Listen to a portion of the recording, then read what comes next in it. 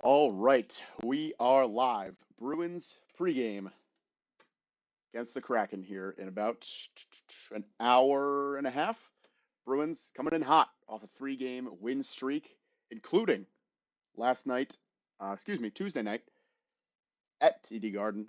Bruins taking down the Red Wings 3-0. Like I said, extending their win streak to 3 games, 3 quality wins at that.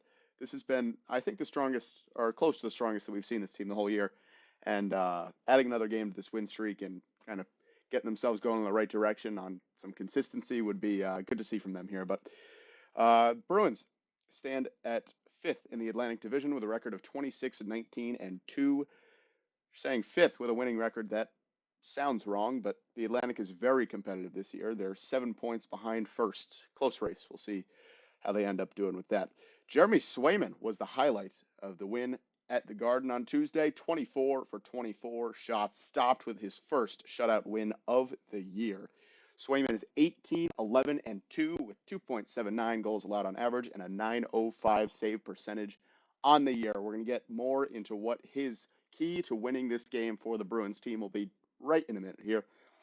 Let me just make sure we are working on the live stream because we had a lot of issues last week, and I would like to avoid that this time around if we could. Yes, we are working. All right, that is good to hear. Let's talk a little bit more about this win on Tuesday because it was a quality win for this Bruins team. No scoring to open up the first period. Pavel Zacha got it started for the Bruins 11 minutes into the second period. The first period, however, I do want to touch on. The amount of chances that the Bruins had to score and the quality of those chances was the best that I've seen them play this year. Peppering the net with high quality, hard, open shot attempts, which was really refreshing to see. This team, A, has historically struggled to just put shots on net, and B, just doesn't put good shots on net a lot of the time. And what we saw on Tuesday was really the opposite of both of those things, which was great. Fraser Minton kept the scoring going with a quick goal to start the third period, just a minute in. And Mark Kastelik put the game away with 4 minutes remaining in the third period on the empty net. Had to fight for it a little bit, but he got there. I had in my notes, this was a complete game by the Bruins. I know I've kind of already touched on it, but possession, opportunities, defense, this was really an all-around effort from this team. And like I said, they got to keep it going here going into this game against the Kraken. They had a tough loss in Seattle to end last week, 7-4. Not really sure what to think about that game. As much as it was a poor game, it was also the worst that I've seen Jeremy Swayman play that I can remember. I watched the highlights of that game, and honestly, I was shocked at what I was seeing. It was a really poor showing from him, but he's obviously turned it around, and that's pretty uncharacteristic of what we've seen out of Jeremy Swayman in the month of January.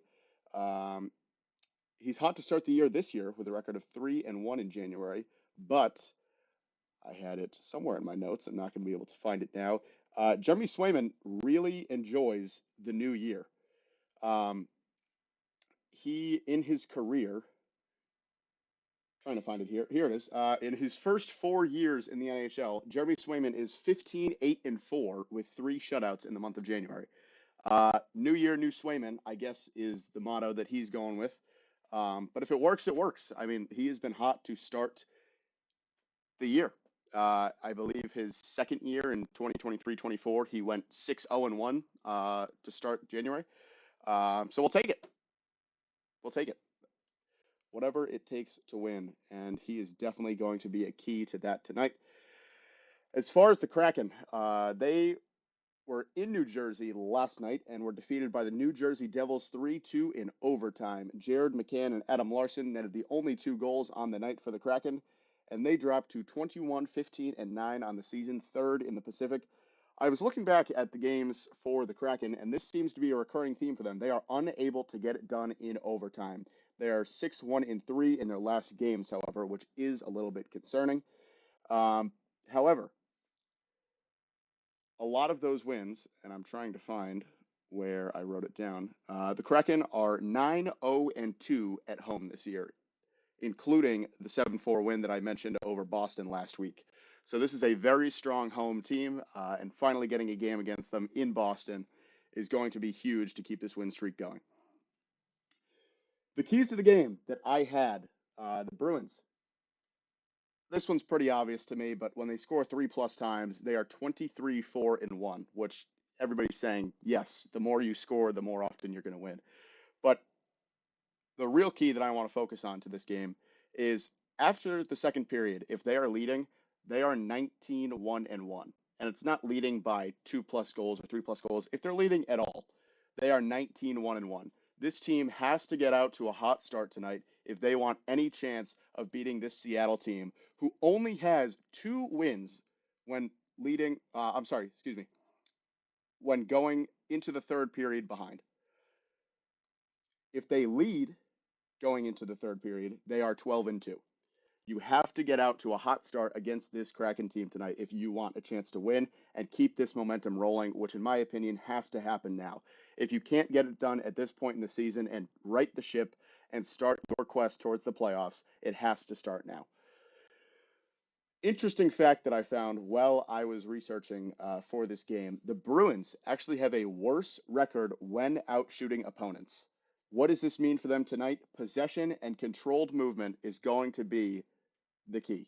They have to put quality attempts on net like they did against the Red Wings. I know I mentioned there was a quantity of shots, but if you can just hold on to the puck, create good attempts, and be smart, they're going to score and they are going to win this game. This game will be won in the first 2 periods of the night.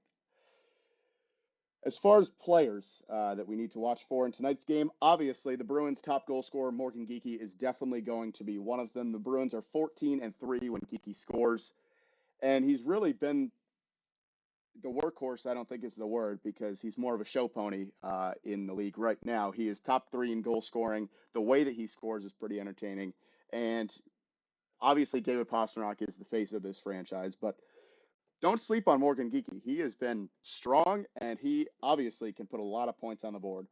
My other key to the game tonight was Jeremy Swayman, as I mentioned. Swayman is 11-2-1 when facing 30+ shots, which, interesting fact, he has a worse record when he faces less than 30 shots.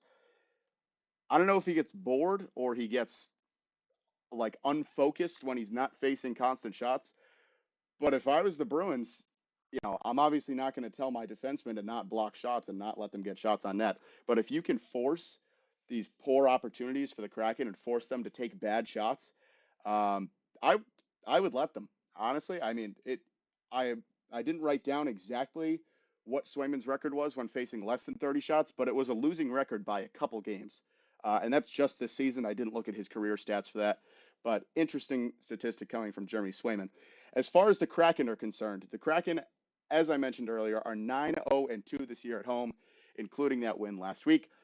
This game in Boston on the road trip, East Coast trip for the Kraken, is going to be more difficult for them, obviously, not just being it away, but being away from an environment that clearly benefits you so much. As far as players, the Kraken are 14-4-2 when captain Jordan Eberle, definitely butchered that, Herbal, scores. This guy is 36 years old, 35, 36 years old, I believe. He's been a captain for the team. He is a captain for the team. And apparently he is one of their top guys. And, this team works behind him. So it's going to be very important for him to get out to a start. And even if it's not putting one in the net himself, facilitating to his team. And the Bruins are definitely going to have a focus on shutting that guy down tonight. On the other side of the rink is Philip Grubauer. The Kraken goaltender is third in the NHL with 2.25 goals allowed on average. This guy is the centerpiece of this team. I know I just mentioned captain Jordan Herbal, but Philip Grubauer seems to be the focus of this team. When I was reading about the Kraken and their play style, it was focused around defense and the goaltending. And clearly, they've put a lot of emphasis on the goaltending. If he's allowing 2.25 goals a game, I would do the same. As far as any interesting things happening tonight besides the game, it is Zdeno Chara's jersey retirement night. The gold carpet is currently running. His jersey retirement ceremony starts around 6:20 p.m., I believe. I pulled up some stats for us to look at the incredible career of the tallest defenseman in NHL history. Chara had a 24-year career, including 14 as a captain. He holds the record for most games by a defenseman with over 1,800. He's a Hockey Hall of Fame and IIHF Hall of Fame electee. He has 700 and over 750 points and a plus minus of plus 301. That's pretty good. He is now acting as a hockey operations advisor and mentor for Boston. Some incredible accolades from his career include, obviously, the Stanley Cup champion with the Boston Bruins as their captain in 2011, the James Norris Memorial Trophy winner for the top defenseman in the NHL in 2009, the Marc Messier Leadership Award in 2011, a first-team All-Star in 2004, 2009, and 2014, the second-team All-Star participant in 2006, 2008, 2011, and 2012, and obviously the five-time NHL hardest shot winner with the record at 108.8 miles an hour.